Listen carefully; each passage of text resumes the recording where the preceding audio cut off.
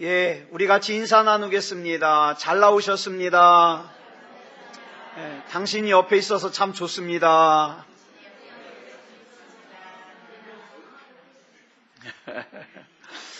자, 오늘은 열왕기상 19장 3절 말씀 읽었습니다. 말씀의 제목은 형편을 보지 말고 믿음으로 삽시다입니다. 형편을 보지 말고 믿음으로 삽시다. 여러분, 우리가 자동차를 운전하다 보면 이 자동차 계기판에 경고등이 들어올 때가 있습니다.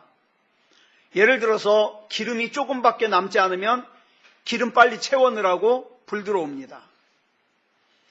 엔진의 온도가 비정상적으로 막 뜨거워지면 온도계 같은 비상등이 켜집니다. 그러면 빨리 엔진을 손봐야 돼요.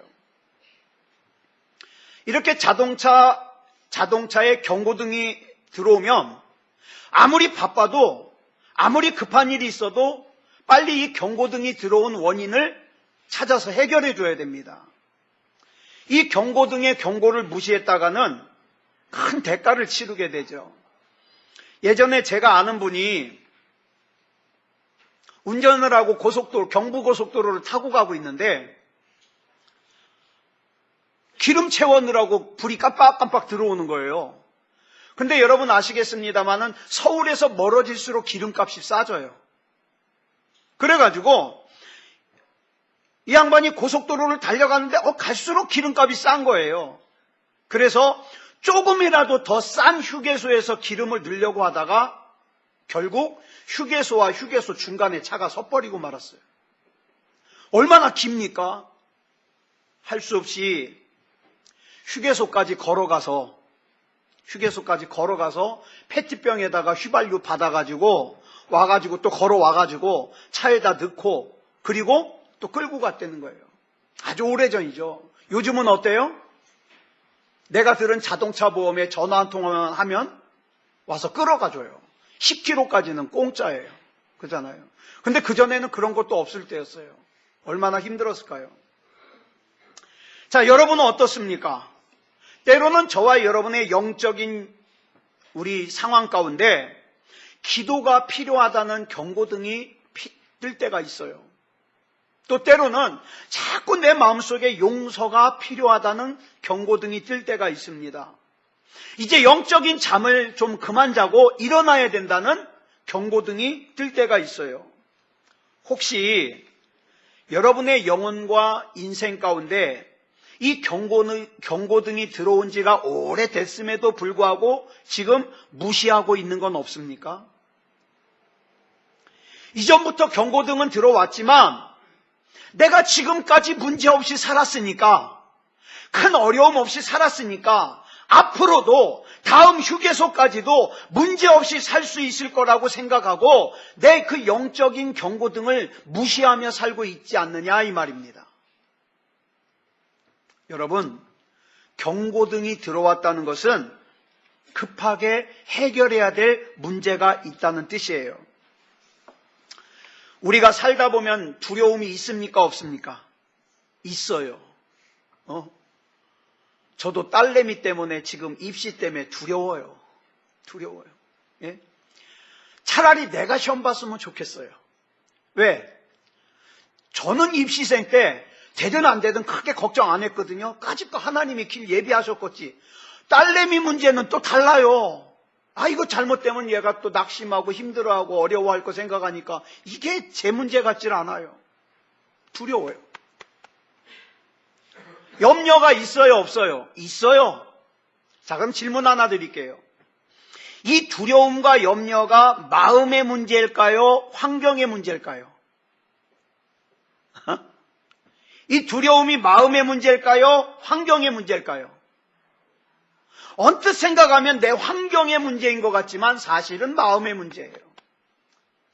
전에 드렸던 질문인데 한 번 더 드릴게요. 여러분, 배고픈 거를 배로 느낄까요? 머리로 느낄까요?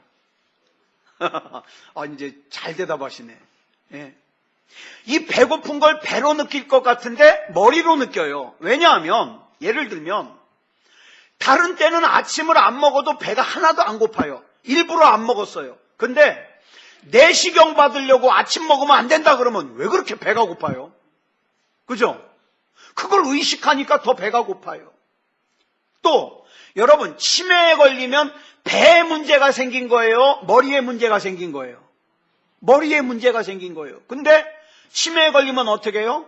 금방 밥 먹고 돌아서 가지고 나 밥 안 준다고 막 땡깡 놓잖아요. 머리에 문제가 생긴 거예요. 그러므로 배고픈 거는 배로 느끼는 게 아니라 머리로 느끼는 거다. 그렇다고 여러분 중에서 배가 고픈데 배고파 그러면 어떻게 해요? 정신병원에 가요. 그러면 안 돼요.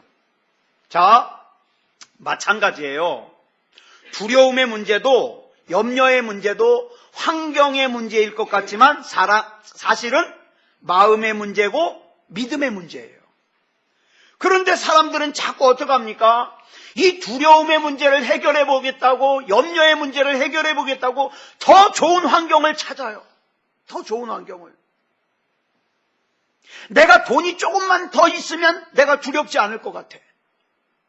내가 조금만 더 진급하면 두렵지 않을 것 같아. 내가 조금만 더 잘생겼으면 두렵지 않을 것 같아. 내 키가 조금만 더 컸으면 두렵지 않을 것 같아. 내가 조금만 더 좋은 대학에 갔으면 두렵지 않을 것 같아. 그래가지고 내 그 목마름대로 애를 써가지고 환경을 어떻게든지 바꿔보지만 그 바뀐 환경이 내 삶의 두려움과 염려를 여전히 해결하지 못하더라. 중요한 것은 환경이 아닙니다. 따라하겠습니다. 진짜 중요한 것은 하나님과의 관계다. 예, 진짜 중요한 것은 하나님과의 관계예요. 하나님께서는 이 중요한 하나님과 나와의 관계를 이사야 41장 10절에서 이렇게 설명하십니다. 같이 시작. 두려워하지 말라. 내가 너와 함께함이라. 놀라지 말라. 나는 내 하나님이 됨이라. 자, 하나님이 함께 하실 것이기 때문에 두려워 말래요. 놀라지 말래요. 왜 그래야 되죠? 그 다음에 그 답이 나와요. 시작. 내가 너를 굳세게 하리라. 참으로 너를 도와주리라. 참으로 나의 의로운 오른손으로 너를 붙들리라. 그래서 두려워하지 말라는 거예요. 그래서 놀라지 말라는 거예요. 이 하나님을 믿으신다면, 이 하나님을 신뢰하신다면 두려워하지 마십시오. 여기 보면 하나님께서는 나와 함께 하시고 나의 하나님이 되어주시고 나를 굳세게 하시고 나를 도와주시고 나의 오른손으로 붙드실 거라 그랬어요.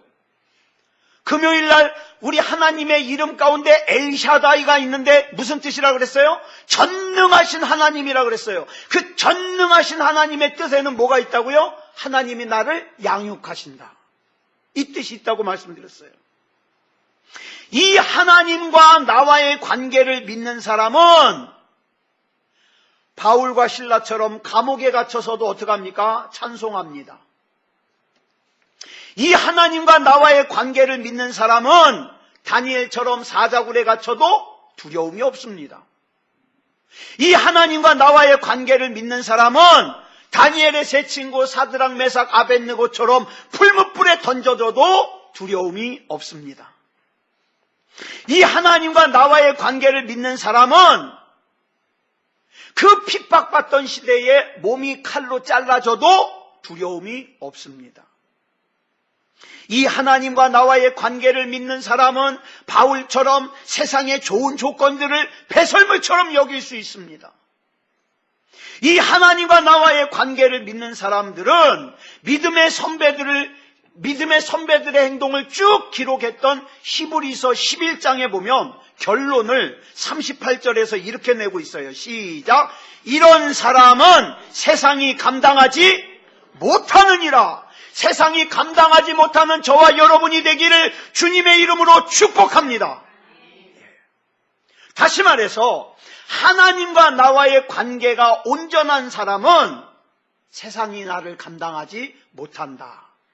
반대로 하나님과 나와의 관계가 온전하지 못한 사람은 어떻다? 세상에 휘둘리면서 산다. 그래서 우리는 이 이사야 41장에 나오는 말씀처럼 두려워하지 말아라. 내가 너와 함께 할 거니까 놀라지 말아라. 나는 너의 하나님이다. 내가 너를 굳세게 할 거야. 참으로 내가 너를 도와줄 거야. 나의 오른손으로 너를 붙들 거야. 그랬으면 이 말씀을 받았을 때 어떻게 해야 정상이에요? 감사합니다. 사랑합니다. 고맙습니다. 기도가 어려운 거 아니에요. 기도 너무 어렵게 하려고 하지 마세요. 하나님이 나에게 이런 약속의 말씀을 주신 걸 기억하면서 감사합니다. 이 말씀대로 내게 이루어질 줄 믿습니다. 이게 기도예요. 이게 기도. 요한복음 4장을 보면 예수님께서 사마리아의 수가성이라는 곳에 한 우물가에서 한 사마리아 여인을 만납니다. 이 여인은 여러분 잘 아시는 바와 같이 5번 결혼했는데 5번 이혼했어요. 6번째로 남의 남자와 지금 동거하고 있어요. 옛날이나 지금이나 이혼은 혼자예요, 둘이에요? 이혼은 혼자예요, 둘이에요?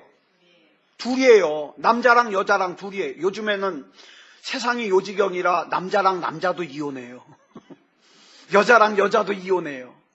근데 남자와 여자가 이혼을 하는데 이상해요. 옛날 이스라엘이나 지금 우리 세상이나 이혼은 남자랑 여자랑 같이 했는데 따가운 눈총은 누가 당해요? 여자가 당해요. 남자는 뭐가 그렇게 당당한지. 그죠? 여자가 당해요. 그래가지고 이 사마리아 여인은 사람들의 따가운 눈총이 싫어가지고 난 12시가 되면 그 팔레스타인은 태양이 너무 뜨거워서 사람들이 밖에 안 나와요. 그런 때에, 그 뜨거운 때에 우물에 물길로 나온 거예요. 자, 근데 여러분 질문 하나 드릴게요. 이 사마리아 여인이 우물가에 먼저 갔어요? 예수님이 먼저 갔어요? 누가 먼저 갔어요? 예수님이 먼저 갔어요. 예수님이 먼저 오셔가지고 우물에서 그 여인을 기다리고 계셨어요. 그리고 이 여인이 예수님으로부터 복음을 들었습니다. 영원한 생명이 뭐냐, 예배가 뭐냐, 이 복음을 듣고 나서 이 여인이 깨달음이 와가지고 흥분을 해가지고 자기가 물기려고 온 물동이를 그 우물가에 버려두고 조금 전까지만 해도 사람들을 만나기 싫어서 남들이 우물에 안 나오는 그 더운 시간에 물길러 나왔는데 은혜를 받고 나니까 자기 발로 누구를 찾아가요? 사람들을 찾아가요. 자기가 피해왔던 그 사람들을 찾아가요. 그리고 어떡합니까? 그 사람들에게 예수님을 전합니다. 나에게 복음을 말씀하신 이분을 와서 만나보라고 가서 복음을 전합니다. 자, 그러면 또다시 질문. 하도 질문을 제가 자주 하니까 질문하지 말라고 이의가 들어왔는데 제가 그다지 그렇게 답하기 어려운 거 질문하는 거 아니잖아요. 조금 전에 이 여인이 마을 사람들을 피해서 물을 길러 나올 때의 형편과 지금 마을 사람들에게 예수님을 전하기 위해서 달려가는 형편이 달라진 게 있어요, 없어요? 있어요, 없어요? 없어요. 똑같아요. 남편 문제가 해결됐어요, 안 됐어요? 안 됐어요. 환경이 변했어요, 안 변했어요? 안 변했어요. 환경은 변한 게 아무것도 없어요. 단 하나. 주님의 말씀을 듣고 하나님의 은혜가 이 여인의 마음을 바꿔놨다. 잘 들으세요. 여러분 얼굴이 변하고 여러분의 마음이 하나님으로부터 멀어지는 것은 형편이 어려워서가 아니에요. 은혜가 떠나갔기 때문에 그래요.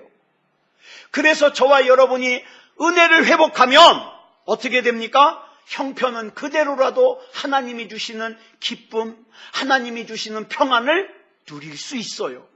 누릴 수 있어요. 제가 한참 스트레스 받을 때 여행을 갔다 오면 좀 달라질까? 제가 또 여행도 갔다 왔어요. 설악산도 갔다 오고 갔다 왔는데 갔다 오면 며칠 뿐이에요. 영화를 보면은 좀 괜찮을까? 영화를 또 제가 억세게 봤어요. 영화 볼 때뿐이에요. 또 똑같아요. 근본적인 것은요, 하나님과의 관계가 회복돼야 돼요. 하나님과의 관계가. 우리의 마음을 완전하게 바꿔주실 수 있는 분은 오직 예수님밖에 없어요. 예수님밖에. 그래서 제가 이렇게 예배드리러 나온 여러분들 가운데 보면서 교회 다니는 사람 보면 참 불쌍해요. 교회 다니는 사람. 아무 의미가 없잖아요.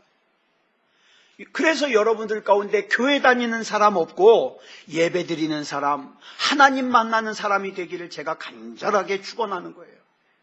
그런 사람이 복 있는 거예요. 누가복음 22장 31절을 보면 예수님께서 이렇게 말씀하셔요. 시작. 시몬아 시몬아 보라 사탄이 너희를 밀가부르듯 하려고 요구하였으나. 자, 여기서 사탄이 밀가부르듯 하려고 요구했다. 무슨 뜻일까요? 사탄이 시몬을 힘들게 하려고 누구한테 허락을 받아요? 누구한테? 예수님께. 예수님, 내가 시몬 좀 힘들게 해도 돼요? 요구하는 거예요. 허락을 구하는 거예요. 여러분, 물론 저와 여러분의 힘들고 어려운 환경은 저와 여러분에게 두려움을 가져옵니다. 그죠? 두려워요. 그렇지만 여기서 우리가 먼저 알아야 될 게 있어요. 사탄의 요청에 주님께서 허락을 하지 않으시면 사탄이 건드릴 수 있다, 없다? 없다. 없다. 그런데 이 힘들고 어려운 환경에 대하여 예수님이 뭐라고 말씀하시냐면, 내가 너의 힘들고 어려운 거 다 정리했으니까 너는 편하게 살아라. 그러질 않아요. 이 말씀해 보니까. 32절 볼까요? 시작. 그러나 내가 너를 위하여 내 믿음이 떨어지지 않기를 기도하였노니 너는 돌이킨 후에 내 형제를 굳게 하라. 여기 보니까 예수님께서는 그래? 그러면 시몬의 그 힘들고 어려운 환경을 내가 바꿔줄게. 그러지 않아요. 예수님께서 뭐라 그럽니까? 그 힘들고 어려운 환경 가운데서 믿음이 떨어지지 않기를 기도하였으니까 먼저 믿음을 먼저 돌이킨 후에 뭐 해라? 문제를 해결해라. 여러분, 여기 중요한 거 말씀드립니다. 여러분의 믿음의 문제를 해결하지 않으면 아무리 여러분의 문제를 하나님 앞에 기도해도 응답되지 않습니다. 너의 믿음을 먼저 돌이킨 후에 문제를 놓고 기도해라, 이 말이에요. 이 말은 다시 한번 돌아가 봅니다. 이 말은 무슨 뜻인가? 지금 현재 저와 여러분에게 악한 마귀를 이길 만한 믿음이, 또 두려움과 염려를 이길 만한 믿음이 있다, 없다? 있다, 없다? 있다, 없다? 이거 조금 어려운 문제예요. 있다, 없다? 있다. 있다. 그러니까 돌이키라는 거 아니에요. 네 속에 이미 있으니까, 네 속에 이미 있는 그 믿음을 새롭게 해서 두려움을 이겨라, 염려를 이겨라, 낙심을 이겨라, 좌절을 이겨라, 미움을 이겨라, 절망을 이겨라, 그 말씀이에요. 그래서 주님께서는 그 믿음이 떨어지지 않기를 기도한다, 이 말이에요. 주님은 저와 여러분의 믿음이 떨어지지 않기를 기도하는데, 정작 당사자는 아우 추워, 오늘 날씨가 영하 10도야, 오늘은 예배 쉬자, 그러고 있어요. 답답한 일 아니에요?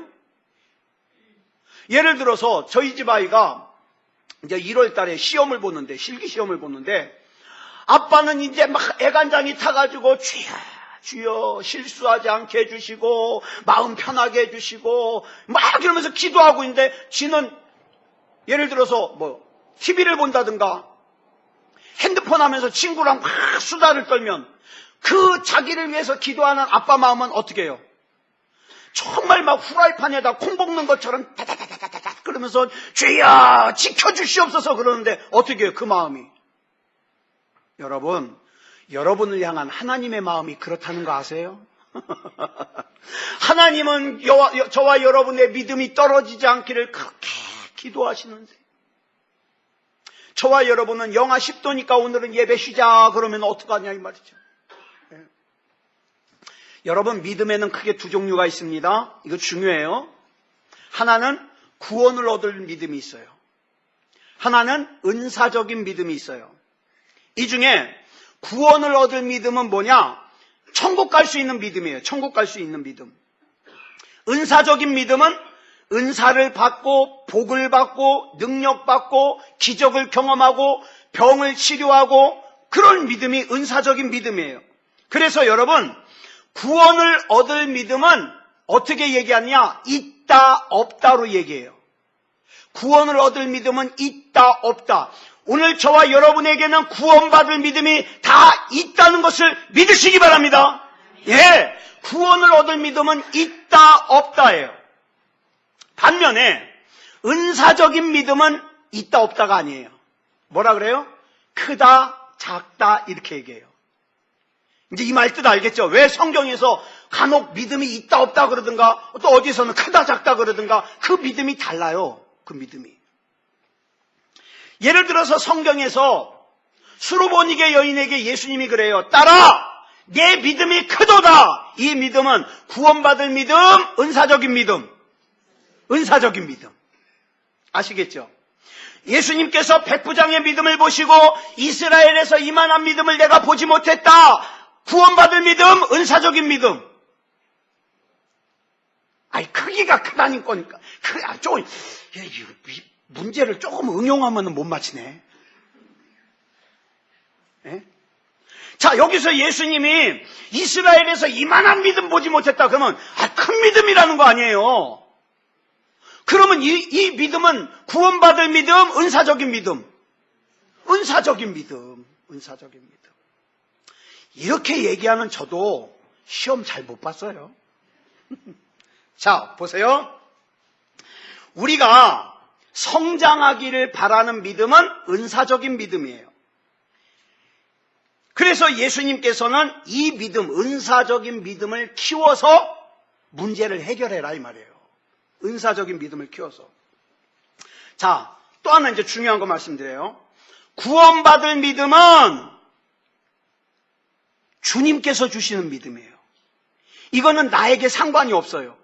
주님이 주셔요. 그러니까 예수님을 구주로 영접하면 이 구원받을 믿음을 내게 주셔요. 자, 근데 은사적인 믿음은 또 달라요. 은사적인 믿음은요, 내가 하는 역할이 좀 커요. 이 믿음을 간구해야 돼요. 간구해야 돼요. 사람 중에 이런 사람이 있어요. 신앙생활 하다가 예배를 방학을 했어요. 예배를 안 나와요. 자, 그러면 판단하기 좋아하는 사람은 예배 안 나오니까 이 사람은 지옥 가네? 아니요. 그 사람 천국 갈 수도 있어요. 왜요? 그 사람에게 구원받을 믿음이 있다는 거 없다는 건 누구만 알아요? 주님만 아세요. 그럼 내가 판단할 일이 아니에요. 예? 그러니까 교회는 출석하지 않지만 구원받을 믿음이 있는 사람이 있을 수 있다 없다?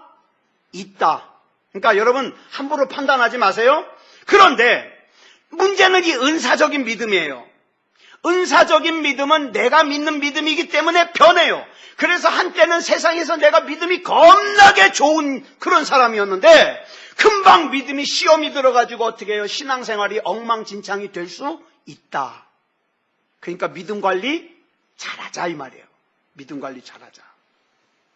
오늘 저와 여러분이 나누고 싶은 믿음이 이 둘 중에 은사적인 믿음이에요.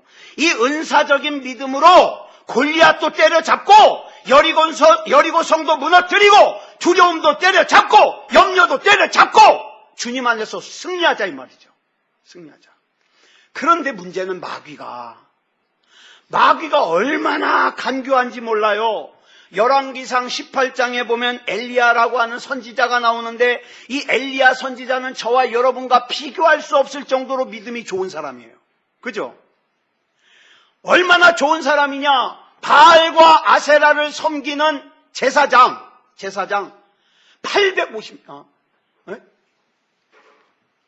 850명과 싸워서 이긴 사람이에요. 자, 그런데 이 영적인 승리 후에 이 엘리야 선지자에게 영적으로 침체가 왔어요. 영적으로. 그럴 수 있습니다. 자, 보세요. 이세벨, 그 나라의 왕비 실세에 의해서 바알과 아세라를 섬기는 제사장들이 전도를 얼마나 열심히 했는지 당시 이스라엘에 있는 사람들 중에 많은 사람들이 바알과 아세라를 섬겼어요. 그 일에 쓰임받았던 사람이 이 850명의 제사장이에요. 근데 이들이 어떻게 해요? 갈멜산에서 영적 전쟁을 치르고 어떻게 해요? 다 끌려다가 죽었어요. 그러니까 자기가 키워놓은 제사장이 다 죽었다는 소식을 듣고 이세벨이 잔뜩 화가 났어요. 그래가지고 이세벨이 엘리야 선지자에게 사람을 보내서 말하기를, 협박장을 보내는데 뭐라 그러냐? 너 내일 이맘때에 네가 죽인 그 제사장들처럼 너도 죽을 거야. 이렇게 협박장을 보냈어요. 자, 그러면 여러분 영적으로 좀 깨어있으면 이 말씀 가만히 보세요. 이게 진짜 이세벨이 엘리야를 죽인다는 거예요? 아니요. 그냥 말로만 협박하는 거예요. 왜? 죽일 수가 없어요. 죽일 수가 없어요. 이세벨이 엘리야를 진짜 죽일 생각이었으면 이렇게 내일 죽이겠다고 하지 않고 어떻게 해요? 당장 킬러를 보내가지고 죽이죠. 여러분 어렸을 때 싸우잖아요. 너 까불면 죽어! 그러잖아요. 겁나니까 그러는 거예요. 겁나니까. 진짜 겁 안 나는 사람은 어떡합니까? 그냥 한 대 먼저 매기죠. 겁나니까, 야, 이거 내가 한 대 때렸다가 2대 맞는 거 아니야? 그러니까 너 한 번만 더 까불면 죽어! 그러고서 잡을까 봐 도망가는 거예요. 이거예요. 지금 이거예요. 이세벨이 엘리야를 죽일 수가 없어요. 왜? 지금 엘리야 죽이면 갈멜산의 기적을 목격한 사람들이 다 데모가 일어나거든요. 못 죽여요. 게다가 죽일 것 같으면 뭐 내일 죽여요. 지금 당장 죽이지. 못 죽여요. 못 죽여. 마귀는 여러분 보세요. 여기 이세벨이 하는 짓이 꼭 마귀가 하는 짓하고 똑같아요. 마귀는요, 우리에게 내일을 걱정하게 만들어요. 내일 걱정. 여러분 지금 여러분이 하고 있는 걱정 가만히 분석해 보세요. 지금 걱정이에요? 내일 걱정이에요? 내일 걱정이에요.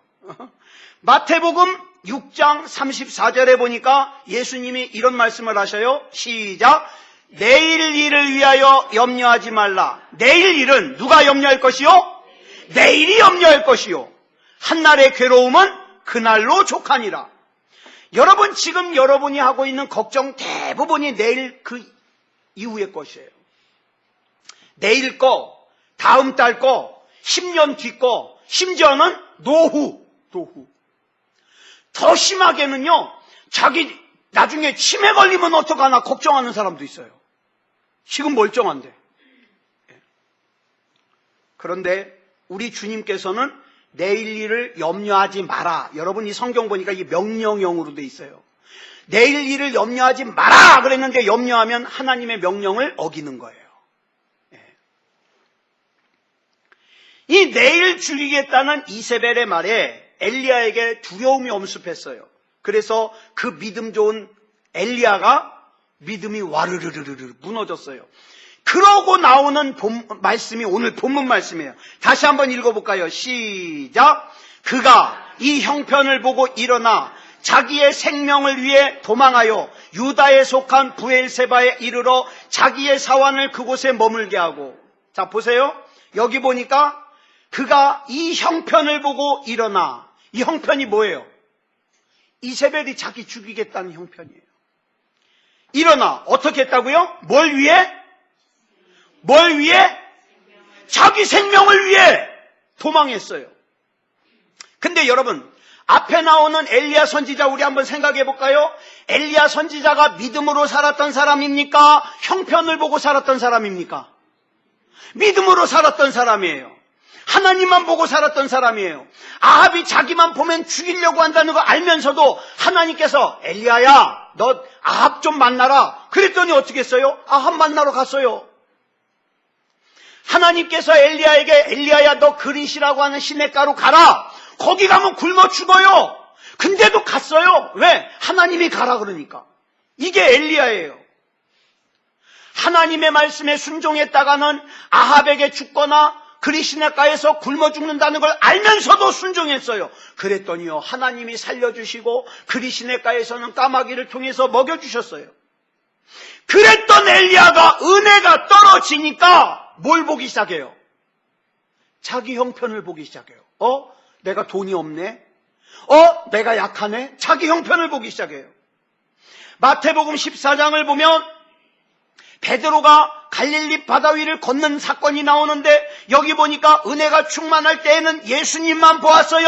예수님의 음성만 들었어요. 그런데 은혜가 떨어지니까 뭐가 보입니까? 파도가 보여요. 바다가 보여요. 바람소리가 들려요. 그러니까 어떻게 해요? 물로 빠져요.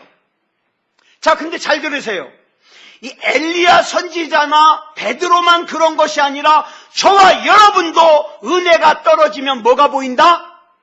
뭐가 보인다? 자기 형편이 보인다. 여러분, 또 엘리야 선지자가 자기 생명을 위해서 살았던 사람입니까? 하나님께서 맡겨주신 사명을 위해서 살았던 사람입니까? 사명을 위해서 살았던 사람이에요. 사명을 위해서라면 죽으면 죽으리라고 했던 사람이에요. 그랬던 사람이 은혜가 떨어지니까 무엇을 위해서 도망가더라? 자기 생명을 위해서 도망가더라.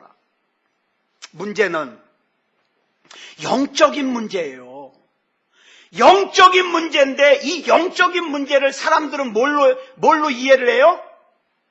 뭘로? 환경적인 문제로. 아니야, 내가 지금 이렇게 힘든 건 돈이 없어서야. 아니야, 내가 지금 이렇게 힘든 건 몸이 아파서야. 천만의 말씀이요, 그 환경 때문이 아니에요. 영적인 문제예요. 영적인 문제. 환경적인 문제라고 이해를 해가지고 환경적인 문제를 해결하면 지금 당장에는 해결되는 것 같죠? 해결 안 돼요. 또다시 몰려와요. 자, 그러면 우리가 왜 영적인 사람이 되어야 되느냐? 세상과 맞닥뜨리면 마치 골리앗 앞에 서 있는 다윗처럼 객관적으로 볼 때는 누가 더 세요? 누가 더 세요? 세상이 더 세요. 저와 여러분이 약해요. 그런데 그런 우리가 세상적인 기준으로, 세상적인 힘으로 싸우려고 그러면 절대로 세상을 이길 수 있다, 없다? 없다.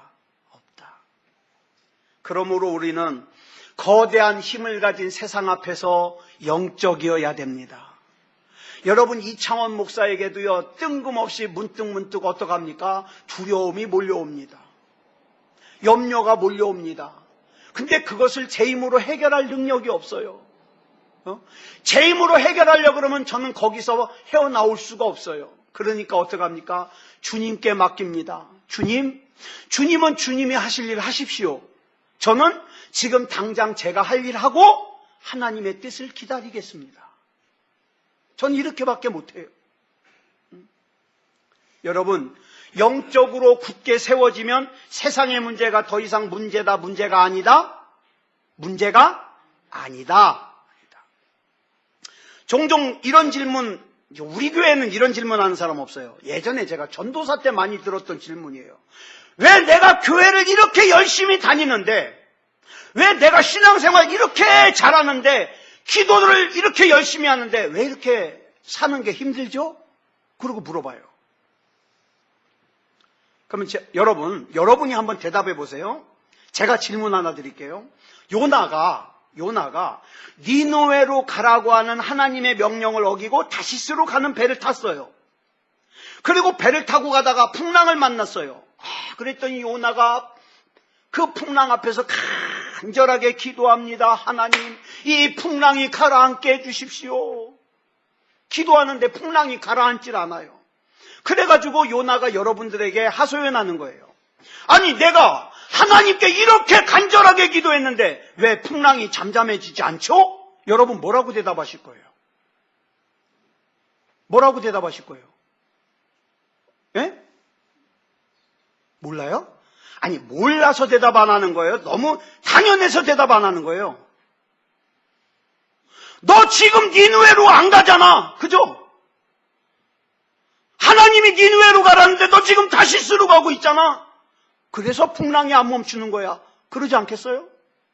자, 이스라엘이 여리고성을 무너뜨렸어요. 다음 아이성을 공격합니다. 근데 하나님이 말씀하셨어요. 여호수아야, 여리고성은 가나안의 첫 성이니까 첫 것은 내 거 아니냐? 이스라엘 백성에게 아무것도 건드리지 말라 그러라. 그랬는데 아간이 그 말씀을 어기고 어떻게 했어요? 외투와 은을 감춰뒀어요. 근데 만약에 여호수아가 아이성, 그 다음 성 아이성을 공격했는데 어떻게 했어요? 졌어요. 하나님, 왜 우리가 졌을까요? 그랬더니 하나님이 말씀하셔요. 왜 그 여리고성에서 아무것도 가지지 말라 그랬는데 아간이 가졌다? 알려주셨어요. 그러면 어떻게 해야 돼요? 여호수아가 그 문제 해결해야 되는데, 여호수아가 만약에 그래요? 그리고서 아무 조치도 취하지 않고 또 아이성을 공격하러 갔어요. 또 졌어요. 그럼 만약에 여호수아가 하나님, 우리는 하나님의 백성이고 저 아이성은 이방인이 아닙니까? 근데 왜 우리가 졌습니까? 라고 얘기한다면 여러분 뭐라고 대답하실래요? 여리고성에서 가지지 말라는 거 그거 해결 안 했잖아. 그쵸? 잘 들으세요. 여러분은 지금 답을 알아요. 많은 사람들이 답을 알아요. 근데 행하질 않아요. 사무엘상 4장을 보면 하나님과의 관계가 멀어진 이스라엘이 블레셋과 전쟁을 하는데 첫 번째 전쟁에서 졌어요. 4,000명이 죽었어요. 그래가지고 우리가 왜 졌을까 원인을 갖다가 찾다가 생각하기를, 옛날에는 전쟁을 하려면 하나님의 언약궤를 앞세웠는데 우리가 언약궤를 안 갖고 왔구나. 그래서 언약궤를 갖고 왔어요. 그리고 앞세우고 갔어요. 또 싸웠어요. 또 졌어요. 이번에는 더 크게 졌어요. 3만 명이 죽었어요. 언약궤 뺏겼어요. 만약에 이스라엘이 하나님, 우리는 하나님의 백성이고 여기 하나님의 임재의 상징인 언약궤도 있는데 왜 우리가 블레셋에게 졌습니까? 여러분 뭐라고 대답할까요? 언약궤가 중요한 게 아니라 너가 지금 하나님과 관계가 멀어져 있잖아. 그죠? 이게 원인이에요. 그렇다면 한번 생각해 보세요. 내가 이렇게 열심히 예배를 참석하는데, 내가 신앙생활을 아주 잘하는데, 내가 이렇게 간절하게 기도하는데 왜 나의 문제가 해결되지 않는 걸까? 여러분이 여러분에게 대답한다면 뭐라고 대답하시겠어요?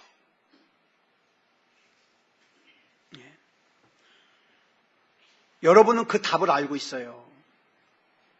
만약 순종하여 하나님과의 관계를 회복한다면 그 다음엔 이제 하나님이 일하십니다.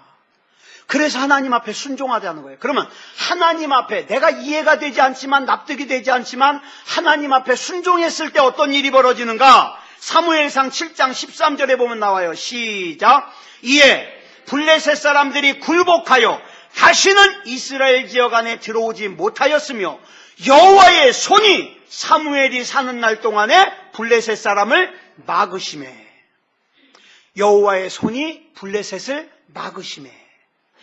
왜요? 이스라엘이 자기 형편을 보지 않고 믿음으로 하나님 앞에 순종했기 때문에 여호와의 손이 블레셋을 막으셨습니다. 여러분, 상식적으로는 이스라엘이 미스바에 모여 있으면 블레셋에 다 죽어요.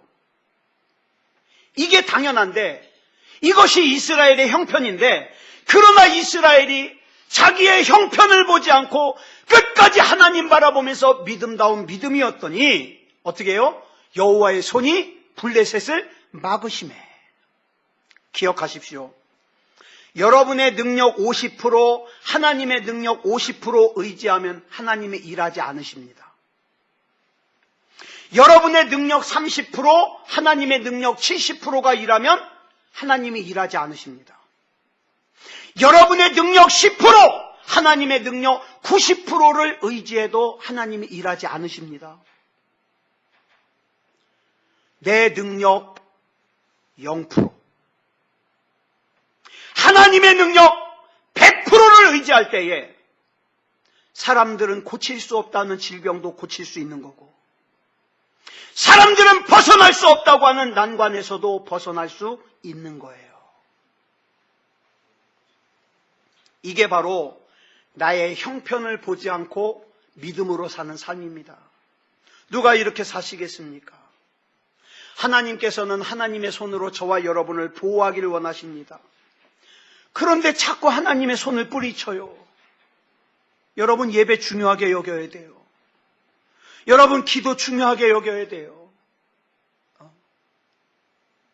아무쪼록 나의 형편을 보지 말고 믿음으로 사는 저와 여러분이 되시기 바랍니다. 반주 준비해 주시고요. 그래서 우리가 오늘 이 찬양 부르고 기도하려고 그래요. 여러분, 괴로울 때도 주님 바라보시기 바랍니다. 좋은 일이 있을 때도 주님 바라보시기 바랍니다. 그저 눈을 들어 주님을 바라보고 나의 염려를 주님 앞에 맡길 때에 주님이 저와 여러분에게 평화와 안식을 주십니다. 우리 이 찬양 부르고 합심으로 기도하겠습니다.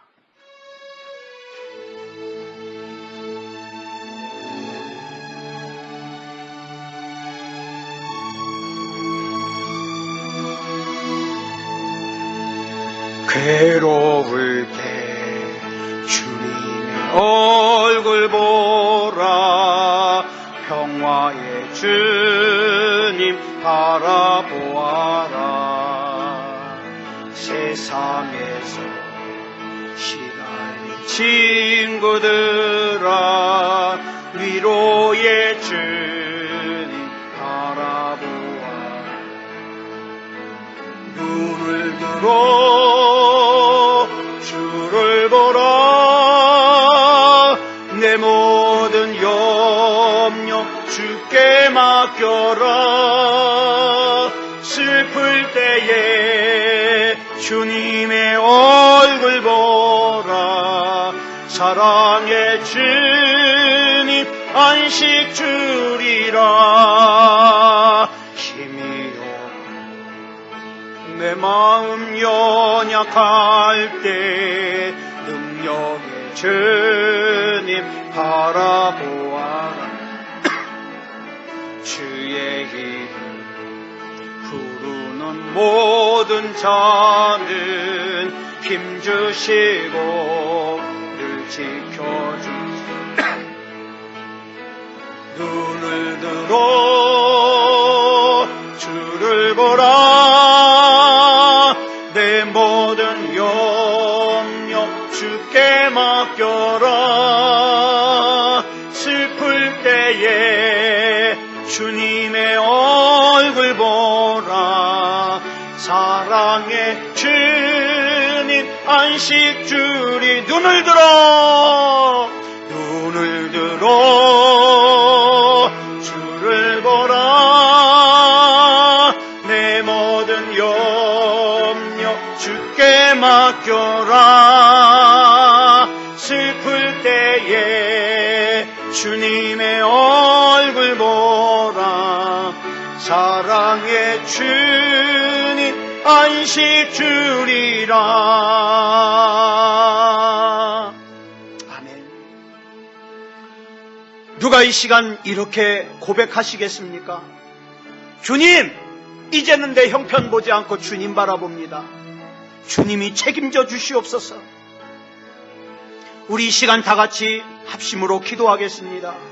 주님이 책임져 주시는 인생 살게 주시옵소서.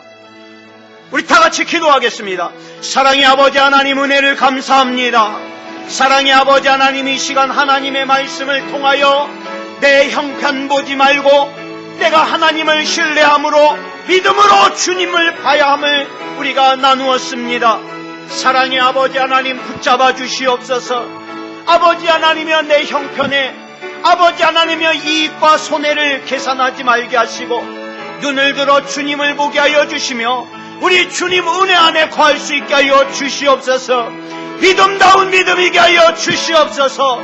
여기까지 인도하신 아버지 하나님, 앞으로의 발걸음도 책임져 주시고 인도해 주시옵소서. 우리 하나님께서 붙잡아 주시고 역사해 주셔서 아버지 하나님이여, 이것은 가능하다 불가능하다 내가 결정하는 것이 아니라 그저 나는 믿음다운 믿음을 지키는 것뿐이고 하나님이 행하실 일은 하나님께 믿고 맡길 수 있는 우리의 삶이 되게 하여 주시옵소서. 우리 하나님께서 붙잡아 주실 줄 믿사오며 그리스도 예수님의 이름으로 간절히 기도드려 싸움나이다. 아멘.